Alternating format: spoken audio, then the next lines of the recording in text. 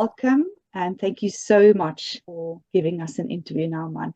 Would you like to introduce yourself to our community? Who are you? Yeah. Thank you so much, Barbara, for arranging this interview session. My name is Nauman Gul. I'm from Pakistan, and I completed my mediation training back in June 2023 and started off my training in March 2023. So I chose the 12 weeks program because I was continuing my education in my master's in peace and conflict studies. Yes, you said you did the International Mediation Campus based training with us this year. And I would love to know from you, what did you like about it? What I can say about this is that it helped me find myself. Like, I had no idea about mediation. I was introduced by one of my professors who is also an alumni. So I had zero knowledge about mediation, but I knew about what conflict resolution is, how our culture actually revolves around conflict resolution, how we actually deal with that. But how I started with the IM campus, what I liked about it was that it connected me with the world. The people that were in my batch, they were from diverse culture, diverse, bringing all the experiences from various countries. And the good thing I saw in that was it was not only restricted to the legal fraternity, because with mediation, what we actually see is that it is only affiliated or restricted to mediation or the legal fraternity or the lawyers. So it was open for everyone. Whosoever wanted to learn about mediation and conflict resolution, they were welcome to do that. And the best part about that is the very first video call that I had with Andrea, and the way she introduced me and the way she welcomed me to this mediation. I still remember because I was so enthusiastic at that time about learning more what it actually is. And from that interview, I saw that, yes, I made my spot, and yes, I can continue the mediation course in the batch that I wanted, which was in the next month. So connectivity, meeting new people with diverse backgrounds, culture, and making friends along the way as well, understanding where they came from, how they actually came towards mediation as well. So that was what I learned during that time. So it was a memorable journey. Yeah. So you said earlier you had the pleasure of meeting with Andrea before you started the course, Andrea being the CEO of the Consensus Group and obviously a world-renowned mediator herself. What was the course like for you beyond meeting with her? So as you went through it with your colleagues from around the world and the trainers particularly, do you find like there were certain aspects in the training that resonated with the need in your country and region and in your culture? Was there a lot that you feel you can apply in your daily life today? Yeah. So the 12 weeks course that I was part of, it had almost 18 to 19 different sessions. And also, if I add here that why I chose this particular program, because when I saw the diverse sessions that it had and what I saw and observed, that it doesn't only focuses on one particular mediation per se, like workplace mediation or international mediation or even community-based mediation. The training that we got during those 19 sessions, it touched on all kinds of mediation, all the aspect that a mediator or a beginner needs to understand about mediation. Like workplace mediation, we had a session with Shazel from Turkey. I still remember her sessions because she was more into workplace mediation, taught us about those.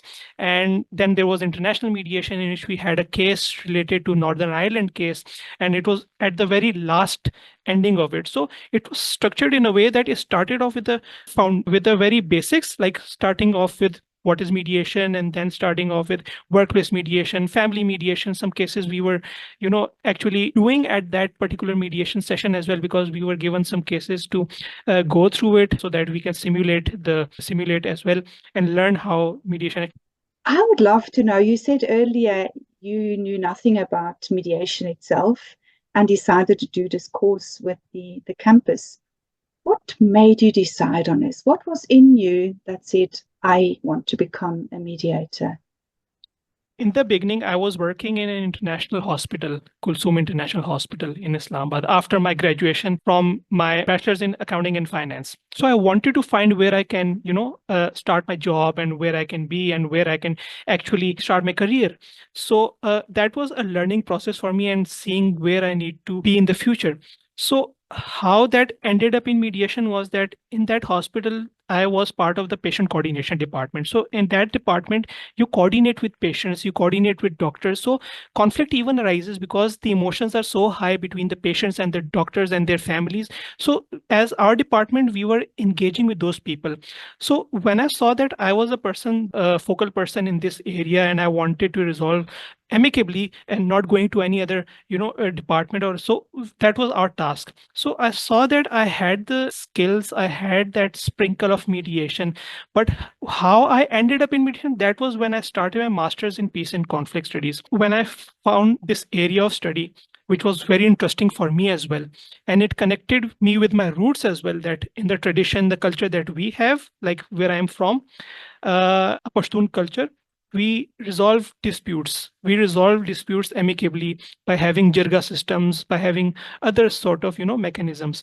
So my teacher, she told me that, Nauman, you have the skill, it needs to be polished. She introduced me to Mediation Campus. She was the alumni, and I left that job and I completely gave my energy towards my master's and the mediation that I was learning, the conflict resolution skills. And from there onwards, what I have done is that I have not taken any break. I do different sort of advocacy as well. I tell people that mediation is the way forward, and this needs to be learned.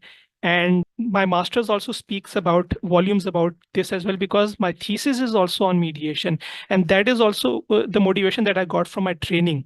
When I was doing the training with IIM campus, I was telling myself again and again that I have started this program, I have found my niche.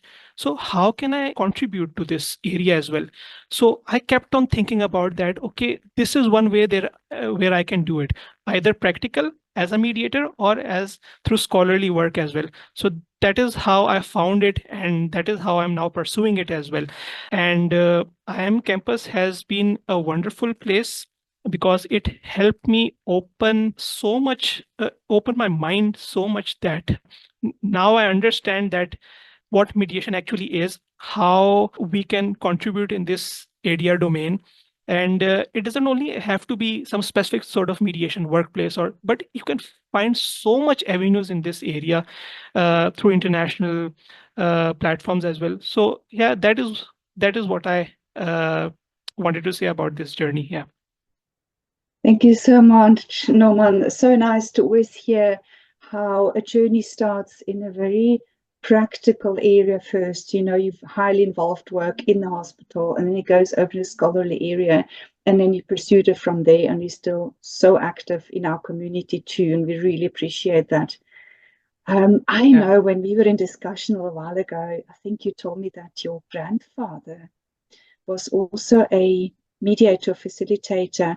Would you like to say something about that? Well, along this journey, mediation journey, I wanted to learn more about what my traditional background is, because since I told you that I'm from Pakistan, but specifically in Pakistan, I am from an area called North Waziristan, which is a very troubled area. It has been a very troubled area from historical background as well. So my grandfather, during the time of when this whole area was a subcontinent at that time, he was working as a khasadar, which is actually a bodyguard or sort of police, which facilitates with the assistant political agents of that time, the Britishers that they were. So he was a Malak as well. Malak means a leader of the tribe, nominated from their clan. So he was a Malak as well. And since my childhood, I always was given this impression about my grandfather that he was a very brave and very, sort of a conflict resolution specialist. And he used to resolve conflicts, and he was a person that people respected as well. So I asked my father that, please give me some insight about my grandfather, because I've never met him. I only have a picture of him wearing a turban and a ammunition belt as well. So because that is how our area is. So he actually delved into that and told me that these were some of the issues at that particular time he used to resolve with while communicating with the local people as well of his area, and then coordinating with the Britishers as well, because he was a liaison officer and he knew how to handle things. So whenever there was a conflict, either the people wanted to approach him or the government wanted to tell him that, okay, you go there on our behalf and you resolve this dispute. And people always welcomed him. So I wanted to explore more. So adding to this, what I did was that, number one, I dedicated my thesis to my grandfather as well for my master's, because that is what I, in my capacity, can do right now. And also I'm working on a chapter because there's this book being published. So Mediation, IM Campus, when I started this, I actually thank you guys because you gave me that torch, that light to actually explore further where my roots actually are and how I can connect with them. So that is how I connected with my grandfather. And this is how I see that it's a continuation in the bloodline tale. That is such a beautiful story, Nauman, that you come from that lineage and that you honor it and that you're picking it up again. And thank you for saying the campus sparked it in you. But you are a fire. I mean, look at you. You are so active. You said earlier, I'm not taking a break. Mediation is the way forward, whether it's scholarly or practical. And I know that you have not taken a day's break since you finished your accreditation and you finished your studies. Tell me, what are you doing presently? So what I can say about this is that I told you that I'm an advocate of mediation. When I found mediation and when I started my research, I wanted to explore that where is Pakistan actually standing? Where are the mediators? What sort of mediators are here in Pakistan? Because in the course, there was particular self-study pack as well, the IMC courses. So in that, there was this opportunity for us as being trained that we can explore the laws, we can explore from which country the particular participant is, and they can see where their laws, what the laws are about ADR or mediation, what sort of. So that is how I got to know that, okay, Pakistan has the laws, Pakistan has some sort of framework that people are actually, promoting in Pakistan. So I wanted to explore further into that, okay, if there is a framework, that where is mediation? Either is it in community-based mediation, workplace mediation, court annexed mediation. So the research and this training and overall the environment and this Pakistan, that was what my aim was. Practically, what I tried was that finding area where I could mediate, I could find, organization where I could work. So some of the organizations, I found out that, okay, these are working in this particular area, but there's a process to get in. You have to be a 40 hours mediation minimum training. You have to do those trainings, and then you have to be affiliated with some of the organizations like IMI and CMC or these sort of organizations, so that your credentials are 100% correct. Pakistan has a particular sense of mediation because it is part of our culture, part of our religion, but the practice, it is there, but it has not been formally recognized. So each and every province started their own framework, ADR laws started. So now it's particularly in a proper framework, and now people can actually do the mediations as well. So now recently what has happened is that I have been notified by the Ministry of Law and Justice as well in Pakistan, because in our particular area in Islamabad capital, you can get notified by the Ministry of Law and Justice. How? If you have done the 40 hours training, if you have been given the certification of that 40 hours minimum training, you can get notified and you can get affiliated with those organizations and you can start practice. So in practice perspective, I probably see that in the coming days, in the coming months, or even in the next year, I'll start practicing. And I must say here as well, during this exploration phase, can you imagine that I met the leading mediators in Pakistan who are actually the proponents, or even who even started the mediation in Pakistan at the first place. I was so blessed to meet them in this research journey, because I wanted to make this research so authentic that I went to those mediators who got notified, and also to those people who actually started the mediation journey. What do you think should a mediator have in terms of character traits or personality traits that you can maybe see reflected in those leading mediators of your country who've been in mediation for a very long time, or also in yourself? Yeah. So it was a mixed responses that I got during this journey, because my sessions with those people were not only for 30 minutes or 40 minutes. Some of them were actually 2 to 3 hour sessions that I sat with them, explored further how their journey started, what mediation actually is, and how they feel. And even I asked them a question about how do you define mediation? And that question, when you ask them, how do you define mediation? The people that I interviewed for my research, that almost is like 30 individuals that I went to and met. So 30 different responses. Everybody understand mediation in their own particular way. Either they think that empathy is important for them. Somebody feel that confidentiality is important for them. Somebody thinks that the process in itself is important because we want to resolve the issue.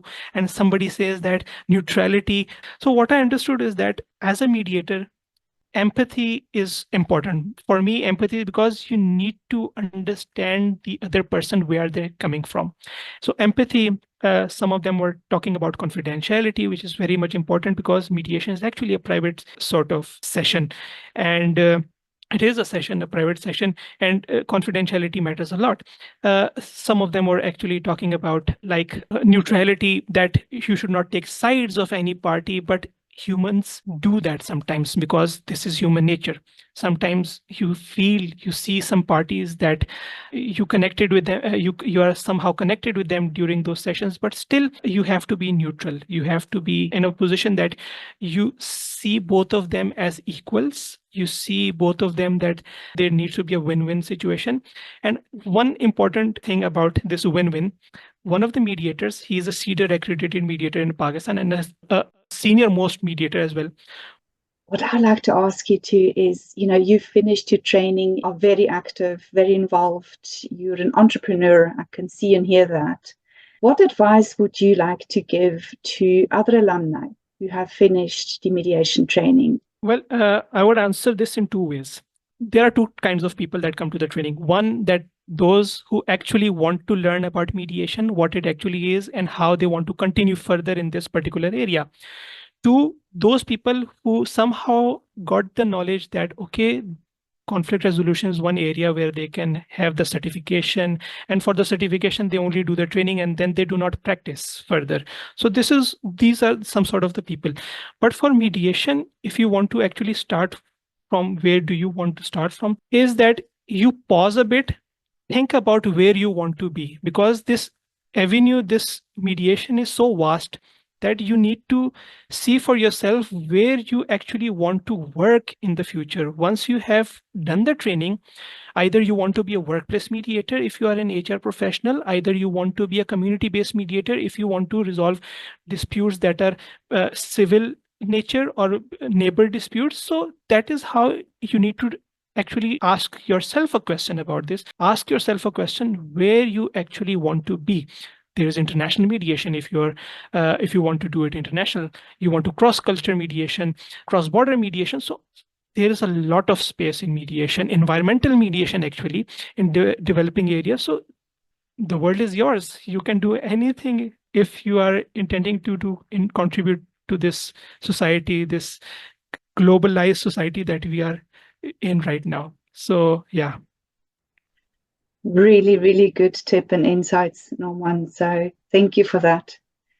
Now I'm going to ask you, how has this training and the insights and exposure you gave yourself and you were given in the last year, how has that changed you? So if you find yourself in a conflict, maybe in family or neighbors or work or internationally, can you see a change in yourself of how you approach conflicts in your own life? There was all the skills that I learned, the neutrality, the active listening, and the confidentiality. So these are some of the things that you can actually take up with you. Even if you're not a mediator, you can actually work through these skills and work it out in your particular profession as well. So what I do is that what I have been doing is that I now contribute more to active listening and reframing the neutrality, the reframing or the paraphrasing whenever there's an issue between my friends or even my siblings. What I actually do is that I do not escalate what is happening. I actually listen to them and then reframe it how I want to let them know that this is what I'm hearing and this is what what you have conveyed it to me. So these are some of the skills that actually work in daily life as well. Yeah, so I know earlier you also said there are basically two reasons why someone would take a mediation course. Either it's somebody who would like to work in that field or make it an integral part of their current work, or it's someone who just wants to do the certificate for the sake of learning. But I think in both groups, what we can hear and see is that there is a lot of personal development involved too, as you just so beautifully explained now. And I think that is also the greater benefit of having as many people as possible going through some sort of mediation training. So thank you so much for your very beautiful insights. And thank you. I would love to now put it back to you. Is there anything you would like to contribute or talk about or say to our listeners? Yeah, whatever you are doing, in whatever field you are working, be true to yourself, because sometimes we are running just here and there and just focusing on where life is leading us, and we are not taking any break, and we are just seeing that after graduation everybody's running towards job. But what I can see is that you should actually ask yourself a question, that where actually do you want to be? Because since this life is only once, and your contribution to the society, to this world, matters a lot in one way or the other. Whatever capacity that you are working in, do it full-heartedly and with honesty as well. And what I can say is that we all need to be peacemakers as well. Through mediation, through whatever field that you are in, be the change maker, be the peacemaker. So it is about, do you know your purpose? Do you appreciate you have a purpose? And do you live your purpose? I thank you so much, Nauman, for your time, for your insights, for your warmth, and for driving mediation and peacemaking and change making forward in this world. Thank you, Barbara, for having me. Thank you.